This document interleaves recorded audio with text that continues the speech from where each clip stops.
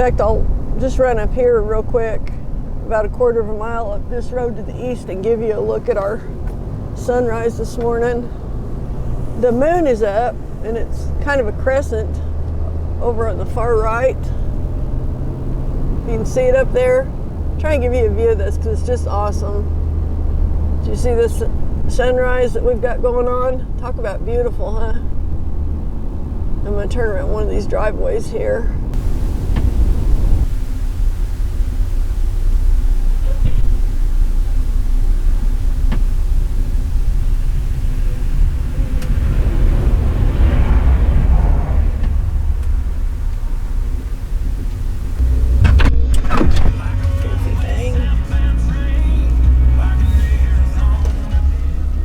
Okay, so I'm trying to figure out where this is going.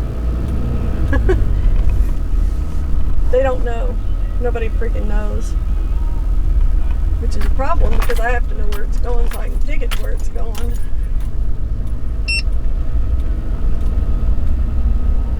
Follow my golf cart guy down here.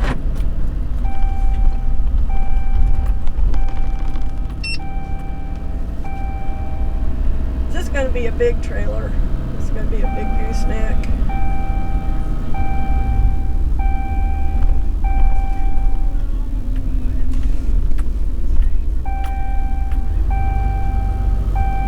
Watch out for the golf cart traffic out here. Golf cart and pedestrians.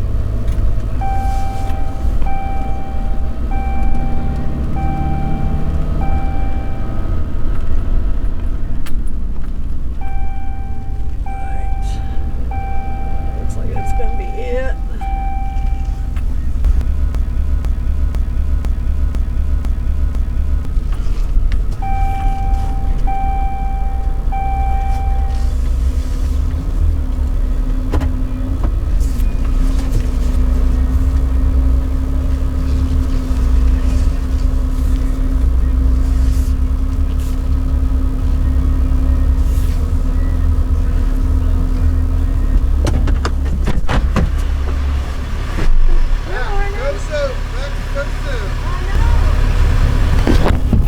Okay, we are good to go, and we are going to Decatur. Yay.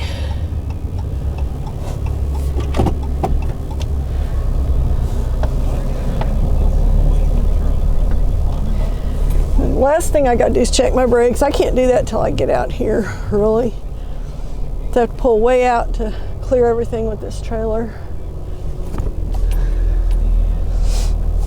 Okay.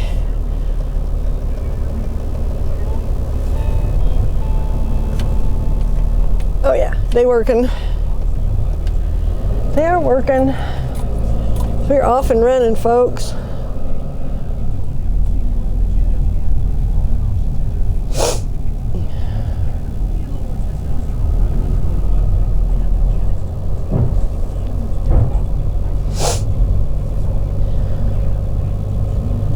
Okay, this is pretty great.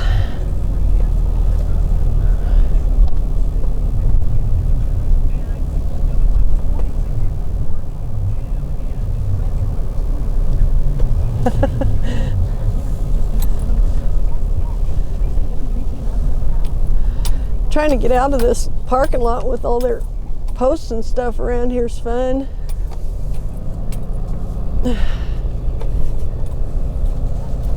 You'd think they'd have like a straight shot out of here, but no, they test your driving skills before they let you out of the yard. If you can't navigate the yard, I don't think they'll let you go.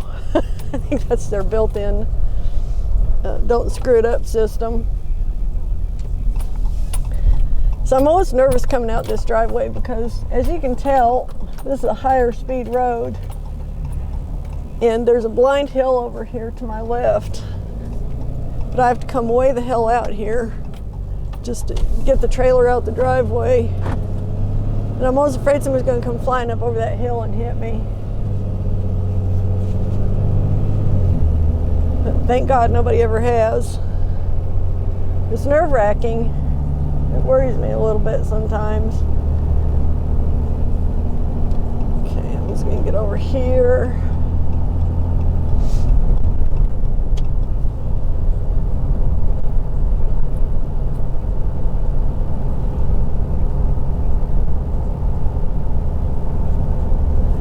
Okay, so we are on our way. Well, this trailer is pulling so nice. These Cimarrons just pull smooth, really awesome.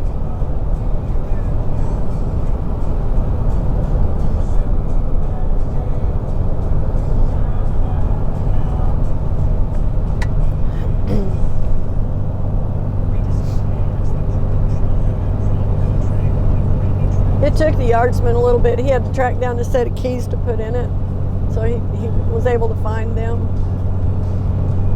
I really like the way they got things set up there. It's so easy picking stuff up because all I have to do is take care of checking the trailer. I hitch it up. You know, they'll guide me back. I have to line everything up, but they'll guide me back in and then lower it down onto the trailer, and then I can get up there and hitch everything, make sure it's all done the way I want it. Which I always do. I don't rely on anybody to hitch up my stuff. I do it myself, and then I know what I've got, and then, you know, it's on me. The responsibility's on me, so I better hitch it up and know how it's hitched up. Kind of one of those deals.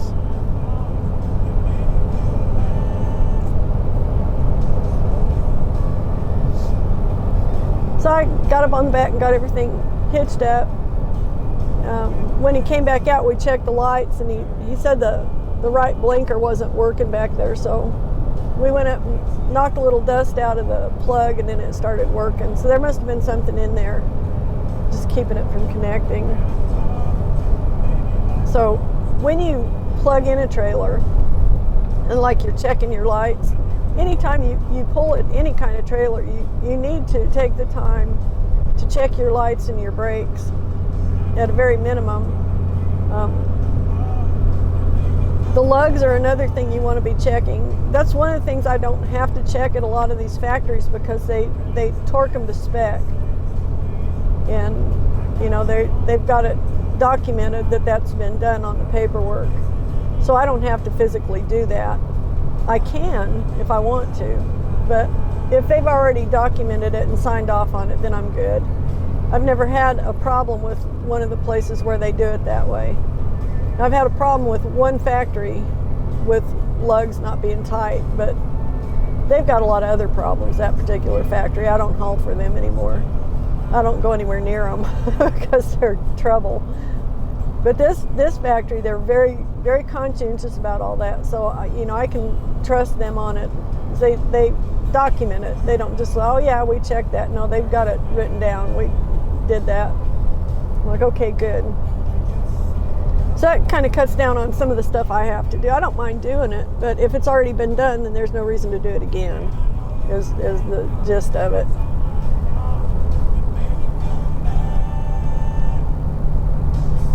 But he noticed when we were checking the lights, because what they'll do is they'll stand at the back of the trailer, and then I turn on one blinker, turn on the other blinker, hit the brakes, turn on and off the lights, make sure everything's working. But when he's back there, the right blinker wasn't working, so we went up and knocked the dust out of it, and it lit up, so that was good. So one of the things to check when you're checking lights, this is kind of my point, when you're checking lights on a trailer and you've got something that's not working, say your blinker's not working, go look at the truck. If the truck blinker's blinking and the trailer blinker is on but it's not blinking, there's probably just something in there keeping it from connecting. If the truck isn't blinking, then it's a problem on the truck. So you can at least isolate it to one or the other of the vehicles. It's either the plug on the trailer or it's the vehicle. So in this case, it was the plug. So the first thing I do with the plug is I'll unplug it and tap it on my bumper just to shake loose any particles of dirt that might have gotten into it, because a lot of times the wind blows, dust flies around in the air, it'll get down in that receptacle, and just a little bit of dust can be enough to keep it from making a good connection. So, that's a real easy way to check it, and that's what worked today. We did that and then plugged it back in, and the problem was solved. So there was obviously a little dust in it or something, Some of the things are really simple, and you just kind of go through steps to check them, and you don't have to get very radical with it. You can start simple and work your way up, you know. Now I've had when I'm pulling doubles, a lot of times they'll be wired funny. So I'll have something that's not working on the pigtail to the back trailer, like a blinker that's not working or whatever. In those cases, sometimes I have to open up the pigtail receptacle and check the wiring in it, because a lot of times these receptacles have like a deal you can kind of stab the wire in and screw it down. Sometimes they'll stab the wire in there, but they won't get it quite screwed in, so it'll pull itself loose. And they don't know it, you know, they think they've got it tight. So if you open that up and look, a lot of times you can just stab that wire back in there and then screw it down, and that'll clamp it in right, and then you cure your problem. But as far as the brand new closed receptacles, you know, like at the factory, if I have a problem with that, then they're going to have to come out and fix that, because I'm not going to cut into their receptacle. It's not like a pigtail where you can unscrew it and open it up and get to the wires inside. It's a closed unit. So generally what they would have to do if that's not working is they just have to change out that receptacle, you know, if there's a problem with it. And the best place to do that's right there at the factory. I think I've had one trailer where they had to actually change one. It just wasn't lighting up.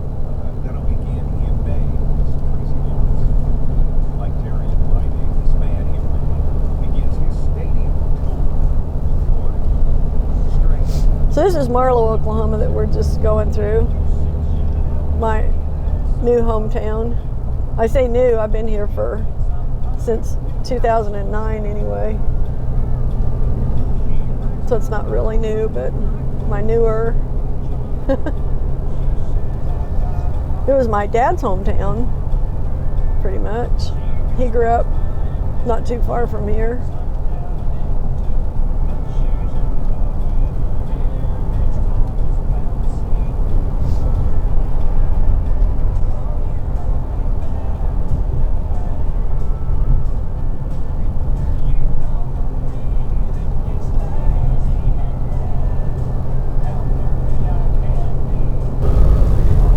Welcome to downtown Bowie, Texas. That's where I'm at this morning. And I'm heading home for the weekend. I got my work done. All the work I'm going to get this week, I'm pretty sure. So I'm just going to head back home.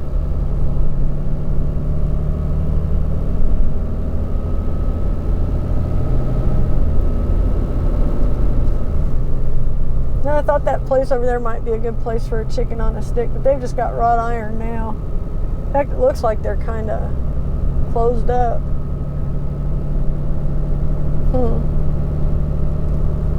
It's interesting. That place has been there a while. I've driven by it a lot. I stopped there once with my brother. We got my mom a strawberry planter that's now in my yard. Now that she's gone, it's one of the things I thought, well, I'll just keep that. But check out these little cow figures over here. Those are kind of cool. Little tin steers they got. Kind of cutesy looking. They got a cowboy or two in there too. I don't know if you can see those.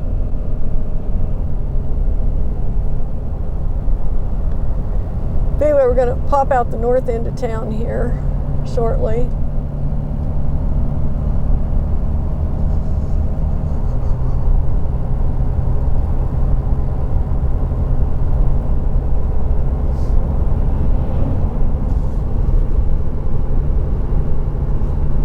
I need a little heat in here. It's kind of cold today. It's still not real windy out. There's a little bit of a breeze now, but this morning it was no wind and it was 20 degrees, but now it's in the 40s, but it still feels pretty chilly. I think the wind is starting to pick up a little bit now.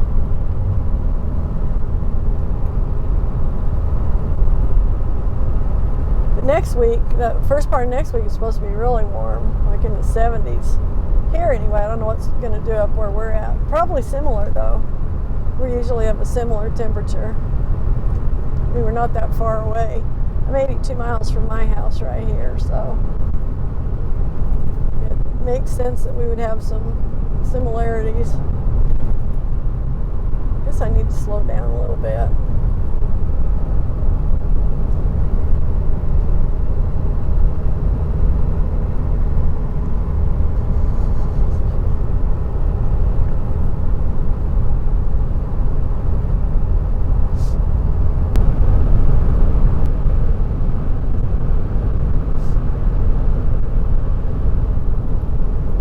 This whole area right in here, this road heading north up into Oklahoma, goes clear up to Enid. This highway does. And this is where the old Chisholm Trail used to be, roughly. It would vary, between a mile and 2 or 3 miles off to either side of it. But for the most part, this is kind of the route they took. So when I come through here, sometimes I imagine driving cattle through this kind of country. That must have been hard work, And in the summer, it's hot as Hades. It can easily get up in the 104, 106 range in the summer. And in the winter, it gets real cold. And if you got a brisk north wind going, which you usually do if you're having any weather in the winter, it gets really miserable. So I can't imagine what it would be like, spending several months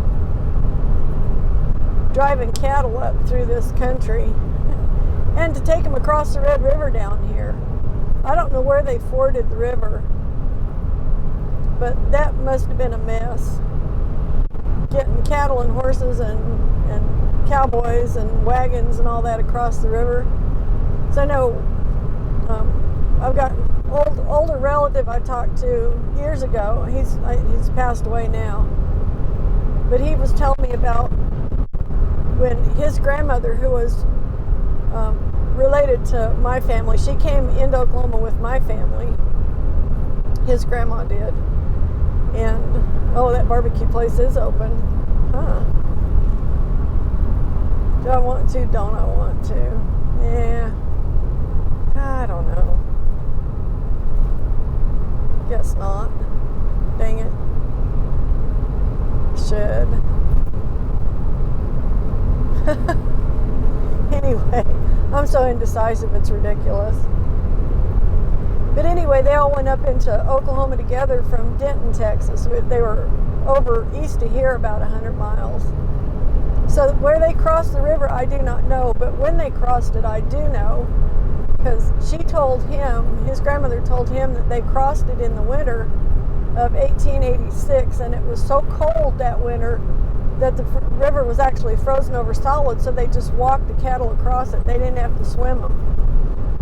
So I can't imagine how cold, how bitterly cold and wretchedly miserable that trip must have been. Heading north into an icy north wind, driving a herd of cattle, probably some horses too, and I just can't even imagine it. So they were tough. They were tough people.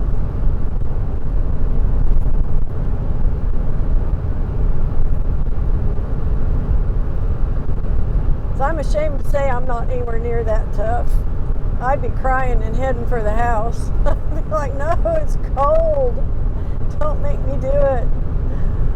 I want to go in where it's warm. Yeah, I'd be big baby about it.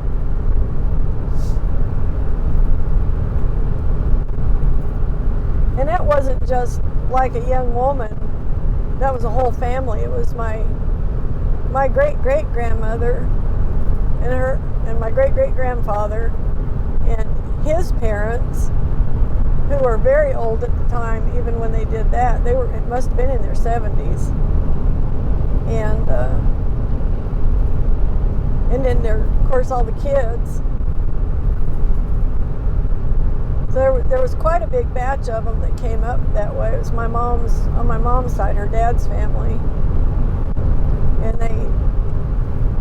they all moved up into Oklahoma, and that's where they stayed for quite a while. A lot of them are buried up there at Rush Springs. So which is about 8 miles from my house. It's not that far away from where I'm at. But just the thought that they could move that many people and that much stock, and in the coldest time of the year, coldest possible time.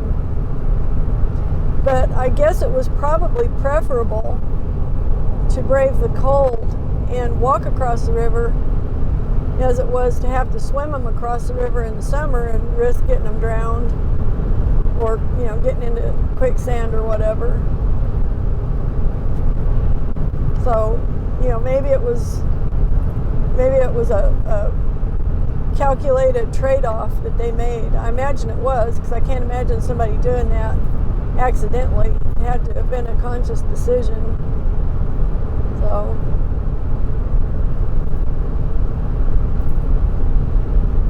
I'd like to know where they forded the river at. Of course, I'll never know, but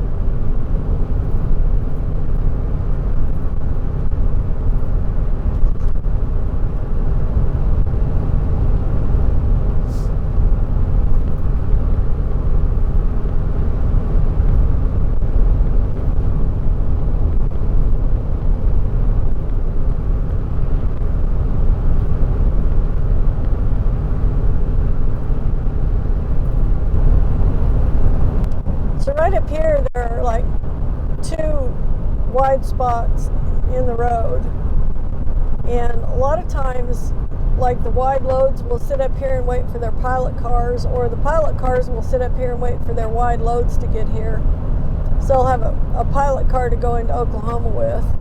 Evidently different states have different rules for pilot cars, and so Oklahoma must require them on certain loads, and this is where they stage up. So every once in a while you see some interesting configurations of stuff sitting up here. I can see something flashing up there. It's a pilot car, it looks like.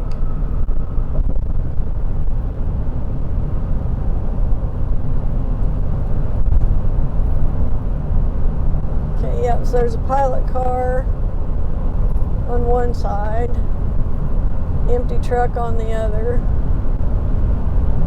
So he must be waiting for his wide load to arrive.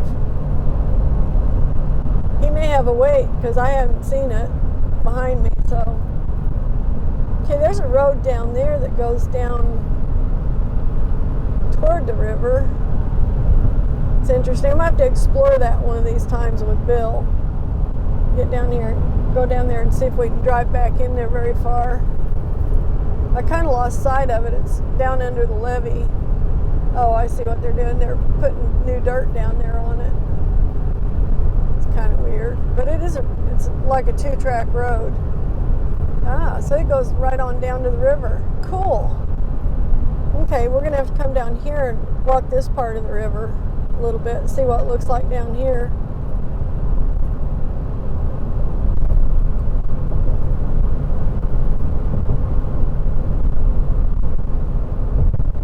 So Bill's got a little old Jeep. We'll probably bring that down to do something like this. You take a big heavy truck back in on that, in by these rivers, you can sink in all the sand in there. It's pretty sandy. You can only get so close. Something like that. Okay, now we're down to 65. We're in Oklahoma. Welcome to Oklahoma. There's the casino. Got to have a casino at every entrance to the state these days.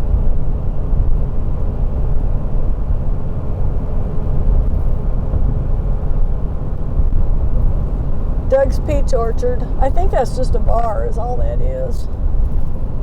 I know it gets to hopping on Friday nights. And here it is noon on Friday and it's kind of busy, so maybe they have lunch in there too.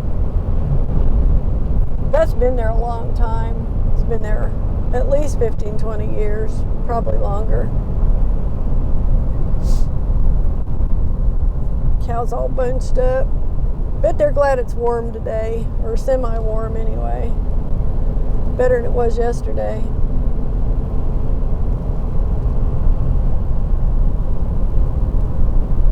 So right up in here is where that lady from Highway Patrol was doing her fishing yesterday. I don't want to get fished by her.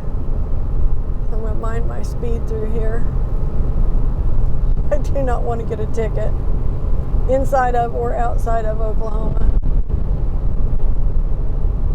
No, thank you. So this pasture over to our right is where I've seen wild hogs grazing at night. Which reminds me, we saw a wild hog. Somebody must have shot one up by Bill's sister's place, because there's one laying in a field dead. And I suspect it was shot. Who knows? I mean, it might not have been, might just keeled over, but that seems pretty unlikely. So they're all around us.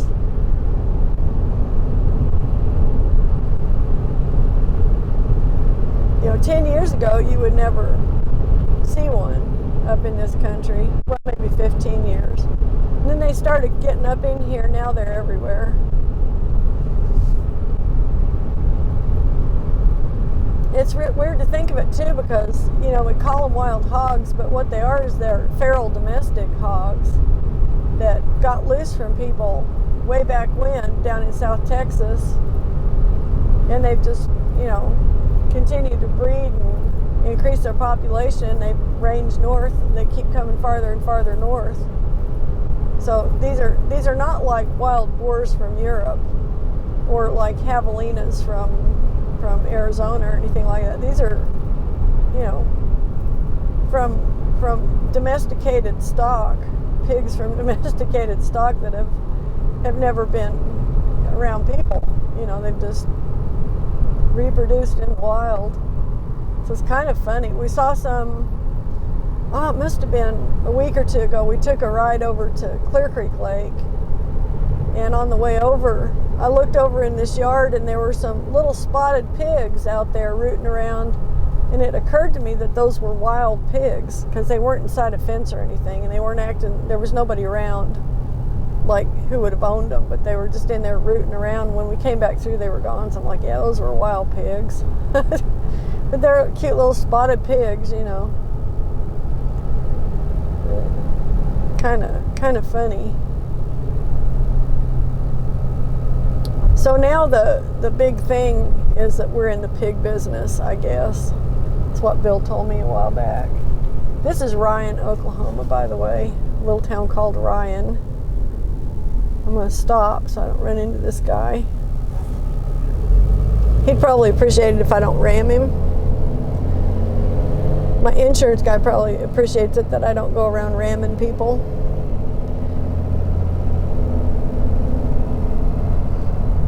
But anyway, our granddaughter, we've got one granddaughter.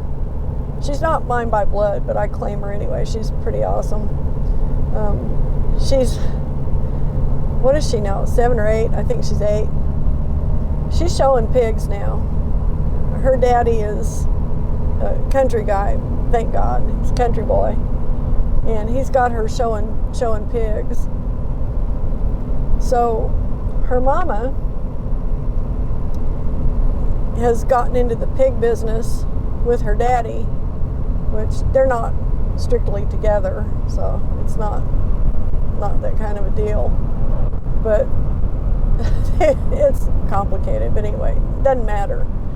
So they got some pigs with better bloodlines. I guess last year when she was showing the pigs, she was doing pretty well. She was winning some first and second place spots in her shows. Well, the pigs she had this year aren't that great. She's been kind of struggling with them. So they found some, I guess, really good pigs somewhere, and they all scraped up their money all together and went to buy these pigs. And I guess we went in on it too. So I guess we're in the pig business. So if nothing else, we'll get a pig out of the deal. We'll have pork in the freezer. And I don't even want to know these pigs. I'm not the kind of person who wants to go make friends with animals that I'm going to eat later. You know what I mean? I just eat the strangers and keep the ones I know as pets.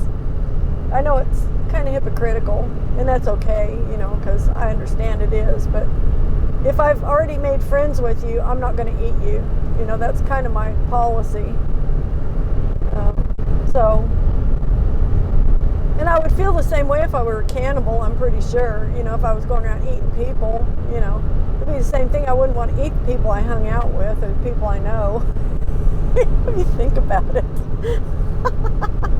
I mean, yeah, it's a kind of a weird topic, but it's kind of a similar feeling to me to think about, if I raise this animal and I'm talking to it and petting it every day and, turning it into a pet, I'm not going to eat that animal. I'm just not going to do it. So I'm keeping myself at arm's length away from this whole pig business. And Bill has talked about getting some feeder calves and stuff, and I'm like, okay, that's fine, but I don't want anything to do with them. I'd be happy to have it in the freezer, but I don't want to know anything about it except that it's in the freezer. So I feel the same way about the pig thing. I don't care. I'm not going to go out there and make a pet of it to keep from having to kill it. I mean, I'll eat it if they kill it, but I'm not gonna have an emotional investment in a critter and then turn around and barbecue it. I just don't want to do that. Some people it doesn't bother, and it may not even bother me in reality. Just having them around the place or something. But we don't have them. We don't have any pigs on the place, which is fine with me because pigs really stink. I don't know if you've ever been to a pig show, but oh my God. Talk about stinking nasty things. Okay, sorry about that. I'm back. Just getting caught up with Bill, which is it's kind of funny because I was just talking about being in the pig business, and that was one of the things we're kind of talking about. I think there might be a pig show this weekend that we'll probably want to go to. Even though, I mean, watching the kids show the critters is really cool. I wish she was just about showing anything but pigs, because the pigs are nasty. They stink, and they crap all over I mean, they all crap all over the place, but it's worse. Pig poop is way worse than cows or sheep. It's just disgusting. So I stepped in some at one of the recent shows we went to. I think up at Lindsay. Got it on my boots, and I was smelling it the whole way home. So I was really careful not to get it anywhere in the truck, and just trying not to get it on anything. So I got to the house. I took off my boots outside and took them and washed them off in the laundry room sink. So that was rank. It was nasty. So that's the only bad thing about pig shows. So what I learned to do is when I go to these pig shows, because it can be even worse than that, I learned to roll my jeans up one notch before I go in the barn. They still look long enough because I wear mine dragging on the floor. I found some 37-inch inseams that actually I can wear with boots. So they drag a little bit, but I can flip them up and it'll get them up out of that. So even if I step any, I'm not going to get it on my jeans, which I did the first pig show we went to. I got crap on my hem of my jeans. So, that was disgusting. So I'm just kind of over that part of it, but it is really cool watching them show these animals, and it's just kind of cute. The whole thing's kind of cute. So the last one we went to, we actually sat down in the bleachers and watched for a while. Just watched them show, and we haven't really done that. We've just kind of been running in and watching while our granddaughter's showing, and then go back out. But it's fun to sit down and just watch all the kids show for a while. Some of them are better at it than others, and of course it's all ages of kids. It's not like 8-year-olds against 8-year-olds. It's the pigs that are competing in the actual stock show portion. They've got evidently some showmanship stuff that is divided up by age, but all the ages show together. They show them by whatever flavor of pig you got, whatever breed. So like all the Durocs go in together that are a certain weight, a certain weight range, and then all the whatever variety. So they do them that way. So you'll have little bitty kids in there showing with bigger kids. Well, this one, the cutest possible thing there's a little bitty boy in there showing this pig. And of course, he was the littlest one in the ring. He might have been 5 maybe. He was very small, little bitty guy. And this pig was just out of control. He had the baddest pig in the arena. And this pig was running around and oinking and just getting in all kinds of trouble, getting up in everybody's way. And this poor little guy's trying to get this pig to do what he wants it to do. And they don't have them like on a lead or anything. They don't put halters on pigs. What they do is they got pig whips. And they just tap the pig on the shoulders and keep them, steer them like that and get them to walk around in front of the judge, basically. So this poor little guy, he was chasing this pig all over the arena.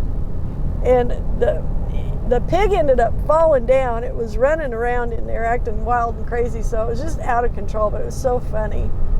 And he just kept going after the pig. He was trying to mind his business, and it was just so cute. But so that was the best show we've been to yet. But man, those kids, that pig was being such a little ass. It was a little asshole pig.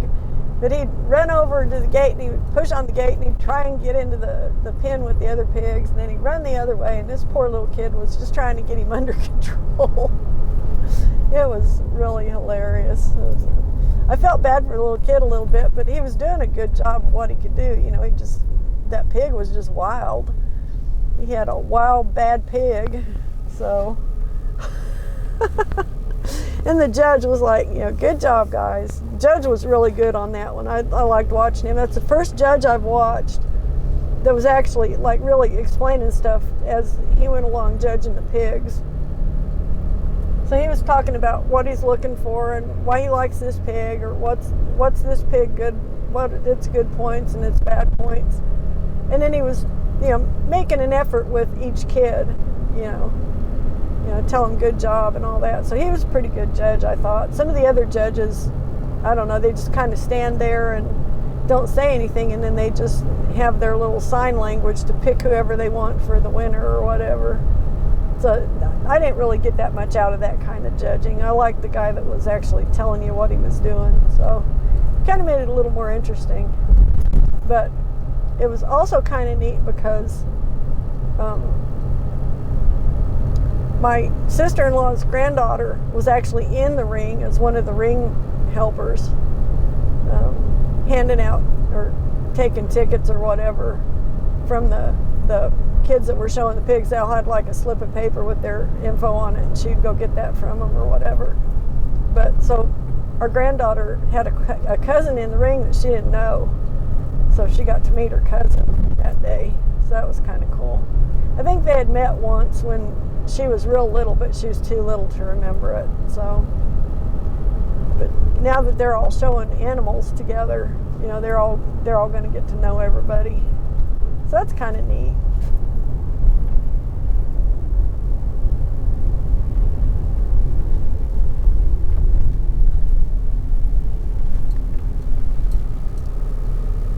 Okay, so this is Duncan, Oklahoma, and I'm almost home.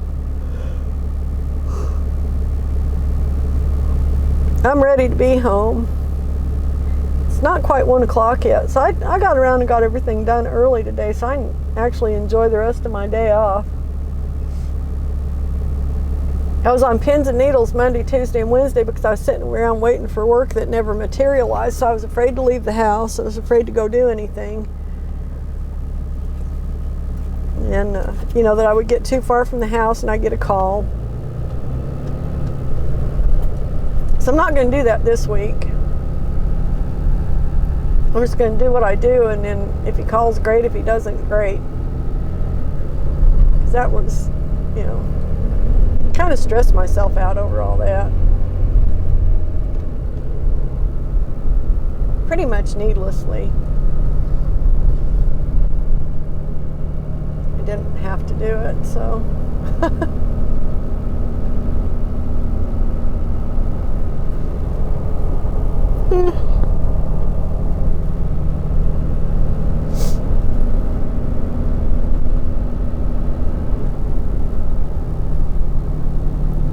So anyway, what I really want is a blue heeler puppy. That's the critter I would like to find. You know, supposed to have dibs on the next litter coming up that my granddaughter's daddy got her puppy from those people, so it'd be nice.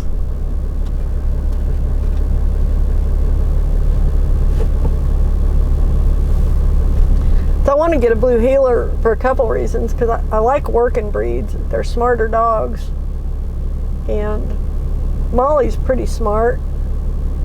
I'm not sure exactly what she is. She's kind of a mixed breed, but she's the smartest dog I've ever been around. So I don't want to get a dog that's stupid and saddle Molly with a stupid buddy.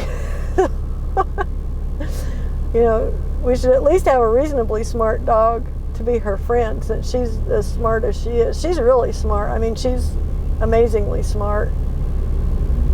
She's the smartest dog I've ever been around in my life, ever. And I've been around a lot of dogs. Of course, I've been around a lot of dumb dogs, too.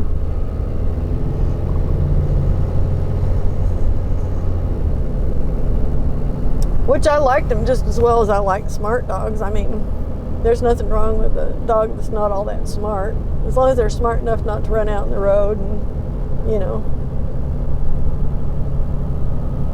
and if they're not destructive.